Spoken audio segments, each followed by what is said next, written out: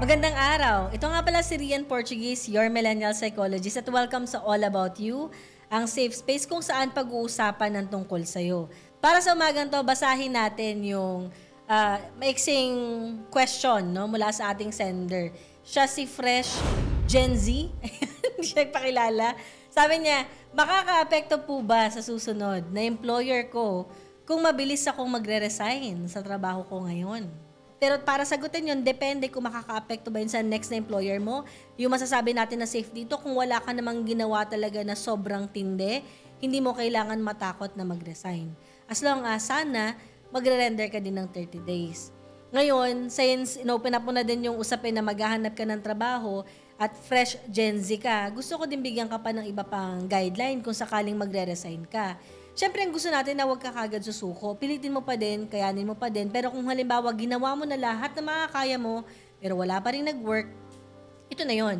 Tama naman talaga na you should know when to walk away. Pero before ka mag-walk away, importante na maging practical ka din ngayon dahil sa ekonomiyang meron tayo, di ba? Kung hihinto ka ba ngayon, sana masagot mo tong question ko.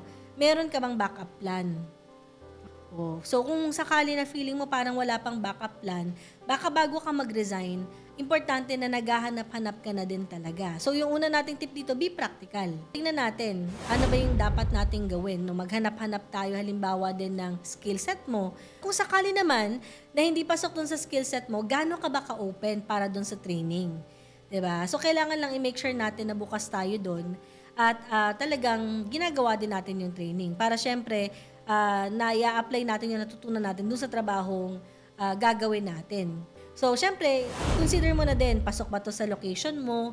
Kasi syempre, kapag sobrang layo ng trabaho mo dun sa mismong location mo, talagang araw-araw mong, araw-araw pa kayong pumapasok, mapapagod ka. Swerte mo kung hybrid setup yan. 'Di ba? And you have to consider din yung asking salary mo. Reasonable ba to? Livable ba siya? Tingnan mo ding maigi. No? Pwede mo naman i-negotiate kung kakayanin din talaga. So, pag-isipan mo.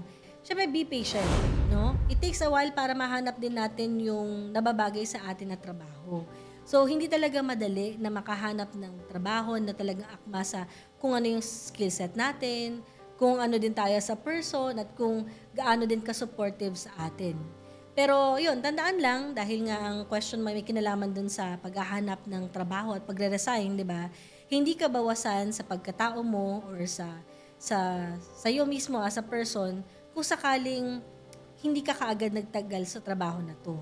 'Di ba? So, hindi yun kabawasan. Kasi may kanya-kanya naman tayong dahilan kung bakit tayo umaalis minsan sa trabaho natin. Huwag kaagad susuko at maging patient tayo sa magiging progress mo. Para sa mga tao na meron din problema tulad ni Fresh Gen Z, huwag natin kalimutan na magtanong tayo at isend sa email na makikita ninyo sa ating screen. So this is Rian Portuguese, your millennial psychologist. Maraming salamat!